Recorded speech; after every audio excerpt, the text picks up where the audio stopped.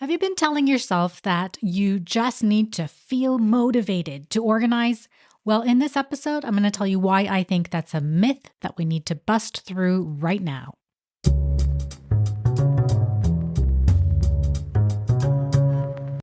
Hey, welcome to Organizing for Beautiful Living, the podcast for working moms and entrepreneur moms that provides sustainable organizing tips for your home, work, and life. I'm Zizi Man, professional organizer and productivity consultant, and I'm here to share simple ideas that don't take a lot of time so you can love your home, excel at work, and have the time to enjoy both without stress or overwhelm. Ready to get beautifully organized? Well, let's make it happen.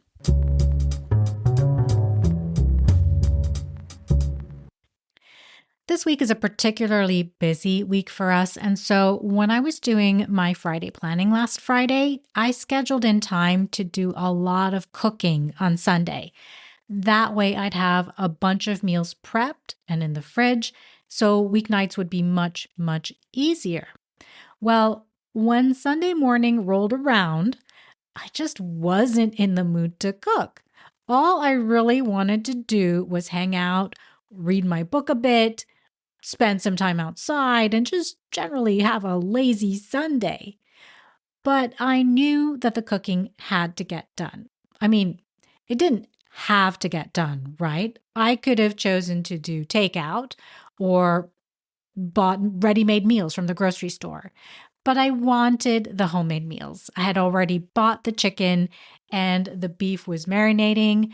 I had to use them or lose them. So I brewed my coffee in my French press and I got started.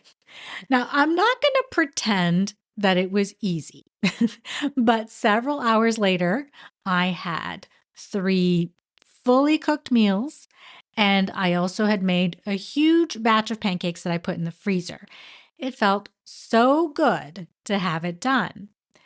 Now, if you've ever thought, I just need to feel inspired to start organizing, or I'll do it when I have more motivation, this episode is for you. Because here's the truth: motivation is a myth. You don't need to wait for motivation to get started. In fact, waiting for motivation might be the reason that you feel stuck. So today I'm giving you practical, doable strategies that are going to help you take action even when you don't feel like it. Because just like anything that's unpleasant, like taking medication or going to get a mammogram, you're never going to feel like doing these things for the sake of doing them. Think about someone who wants to lose weight. Maybe they're motivated to lose some weight before going on vacation 3 months from now. That's their inspiration. So they know that they have to start to do things to drop the weight. They need to stop eating desserts. They need to increase their workouts from 3 days a week to 5. They need to start intermittent fasting, whatever. Well, doing these things is not the motivation that keeps them going. No, the number on the scale going down from week to week is what will keep them going. That's the motivation to continue. And so that's how it is with organizing. A burst of inspiration to get organized is not enough to keep you going after you get started. No, what will keep you going are the incremental results that you see. So let's start with this. Motivation is unreliable. Think about it.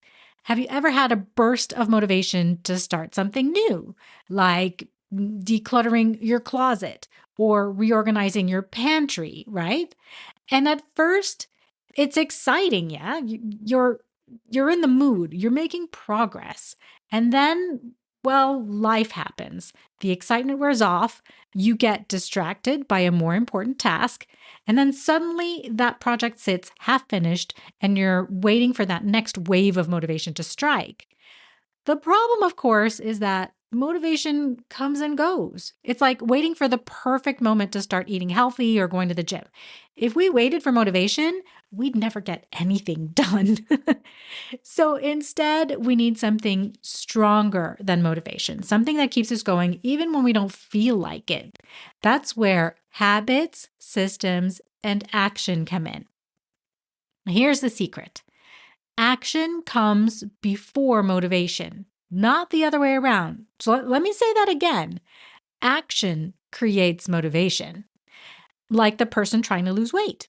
Once they take action to eat better and exercise, and they begin to lose a bit of weight, they're more likely to continue. So think about a time when you didn't feel like doing something, maybe going for a walk or cleaning up the kitchen after dinner. But once you got started, you found yourself wanting to keep going. In fact, you probably started by thinking, I don't want to do this. I want to just get it done as fast as possible, which is what I felt about cooking on Sunday, by the way. But then something interesting happens. As you're, say, a couple of minutes into cleaning up the kitchen, and you see two pots are washed and out of the sink. And then another minute later, you've cleaned off the stovetop and that section of the counter is clear. You kind of start getting into it a little bit more and maybe wipe off more sections of the countertop, or you put away some more dishes before you call it a night. Well, that's because taking action triggers a shift in your mindset. You start to see results, and those results create momentum. And momentum is what keeps you going, not motivation. Now, the thing is, even though you've got some momentum, it may not be enjoyable throughout the activity that you're doing. For me, the cooking was difficult. It didn't, automatically happen happily. I had to put some work into it. Yet I was seeing results as every dish was getting cooked. I could see that it was getting done. And I enjoyed that part of it. I didn't like the act of the cooking. So if you're waiting to feel inspired to organize your home, I have a challenge for you. Stop waiting and just start doing. Just a little, even for 5 minutes, because once you start, your brain shifts from, I don't feel like it, to, oh, I can actually do this, as you start to see even the smallest of results. Okay, so if we don't need motivation, how do we actually get ourselves to take action? Well, here are 3 simple, proven strategies, okay? The first is the 5-minute start rule. Now, this is a well-known productivity hack and one of my favorite tricks to get things done, like the cooking. Instead of telling yourself, I have to clean out my whole closet today, well, just commit to 5 minutes in one small area. That's it. So set a timer, start with just one drawer, one shelf, one small section, one small surface. And when the timer goes off, you can stop or keep going if you feel like it. More often than not, you'll find yourself wanting to continue because getting started is the hardest part. And once you push past that, once you hit that 5-10 minute mark, 15-minute mark, momentum kicks in, okay? Depending on what activity it is that you're doing. The second practical way to get things done, to get started, is to make it fun. Let's be real. Organizing can feel like a chore, right? But what if it didn't? Well, put on your favorite playlist or audiobook or podcast. Hey, maybe like this one. And then turn it into a challenge.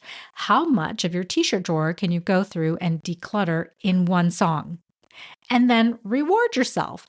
Set up a before and after photo moment, okay? So you can see your progress. And the third idea to get started is to pair it with something you already do, which is also called habit stacking, which you've probably heard of. And one of the easiest ways to make organizing a habit is to attach it to something you already do. And this habit stacking can really be a game changer. For example, while waiting for your coffee to brew, go through a small section of your pantry and pull out expired foods or things you know you won't eat. Just while your coffee's brewing, you're doing this. Or after putting your shoes away, also take your laptop out of your work bag and put your bag away, right? Or before bed, spend 5 minutes tidying one room. Just a quick reset before you go brush your teeth. When you pair organizing with an existing routine, it stops feeling like extra work and it becomes just what you do. And once something becomes a part of your daily rhythm like that, motivation doesn't even matter anymore. It just happens. If there's one thing I want you to take away from today's episode, it's this: small actions lead to big results. You don't need to overhaul your entire house in one weekend. You don't need to wait for a burst of inspiration. Instead, you just need to take one small step and then another and then another in 5-minute chunks, if that's what it takes. And before you know it, you'll have an organized home that feels like you, one that you can keep up with in just minutes a day. Remember, motivation is not the key to getting organized, momentum is. All right, so here's your action step. For every episode, I want you to have an action that you'll take. So, right now, if you're stationary and not driving, of course, I want you to pick one small thing to organize. Maybe it's clearing one corner of your kitchen counter, or tossing out expired food from your fridge, sorting through that one drawer that always collects clutter, or maybe clearing out the console of your car. That's always a favorite. Start small, start today. And let me know how it goes. You can send me a message on Instagram at Firefly Bridge Organizing. I would love to celebrate with you. And if you loved this episode, do me a quick favor, please. Find the follow button to follow the podcast, leave a review, and then share it with a friend who needs to hear this. Thanks again for being with me today. I'll see you next week on the next episode.